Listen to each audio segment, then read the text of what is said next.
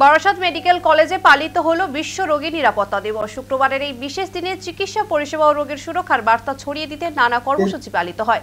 তবে দিনটিকে আরও তাৎপর্যপূর্ণ করে তুলল বারাসাতের আইএনটিটিইউসির কর্মী সমর্থকদের সামনে আসা এক মানবিক উদ্যোগ। কিছুদিন আগে অস্মিতা নামে এক দুরারোগ্য শিশুর চিকিৎসার জন্য দেশজুড়ে অর্থ সংগ্রহের আহ্বান জানানো হয়। সাধারণ মানুষ বিপুল সাড়া দিয়ে পাশে দাঁড়ান। এবার ফের একবার আলোচনায় উঠে এলেন আরেক একরত্তি শিশু, যিনি স্পাইনাল মাসকুলার অ্যাট্রফি নামক প্রাণঘাতী ব্যাধিতে আক্রান্ত। জানা গেছে চিকিৎসার জন্য প্রয়োজন প্রায় 9 কোটি টাকা। বিপুল অঙ্কের এই চিকিৎসা খরচ জোগাড় করতে কার্যত অসহায় পরিবার। এই পরিস্থিতিতে বিশ্ব রোগী নিরাপত্তা দিবসে এগিয়ে এলেন বারাসাতের আইএনটিটিইউসি কর্মী সমর্থকরা। সাধারণ মানুষের মধ্যে সচেতনতা তৈরি ও অর্থ সংগ্রহে হাত বাড়িয়ে দেওয়ার আহ্বান জানান তারা। চিকিৎসা মহলের মতে এমন কঠিন লড়াইয়ে সমাজের পাশে দাঁড়ানো রোগীর পরিবারের গুরুত্বপূর্ণ ভূমিকা নেয়। বিশ্ব রোগী নিরাপত্তা দিবসে এই বার্তা আরও একবার পৌঁছে দিল বারাসাত আইএনটিটিইউসির কর্মী সমর্থকরা। ছোট্ট 2 বছর 11 মাসে একটা বাচ্চা থেকে সমাজের মূল স্রোতে ফিরিয়ে এনে যাতে বড় করতে পারি, এই দায়িত্ব আমাদের সবাইকে নিতে হবে।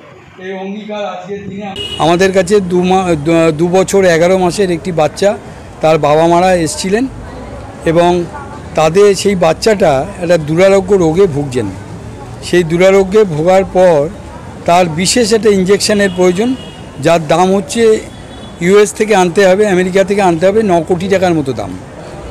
এই টাকাটা, এই ব্যাপক পরিমাণে টাকাটা তুলে দেওয়ার জন্য আপামর জনসাধারণ থেকে শুরু করে সেলিব্রিটি থেকে শুরু করে সবার কাছে এমপি, বারাসাতের এমপি সাহেব ম্যাডাম এবং এমএলএ এবং বিভিন্ন জায়গায় জনহিতকর কাজ যারা করেন তাদের কাছে করজোড়ে বিনতি করছি, এই যে বাচ্চাটি আছেন এই বাচ্চাটাকে আমাদের সুস্থ করে তুলতে হবে, এই আমরা কামনা নিয়েছি। আমার বাচ্চার এখন একটা জেনেটিক টেস্টের মাধ্যমে আমরা জানতে পারি বাচ্চা একটা প্রাণঘাতী বিরল রোগে আক্রান্ত হয়েছে, যে ডাক্তাররা যেটা নাম দিয়েছে SMM, স্পাইনাল মাসকুলার অ্যাট্রফি।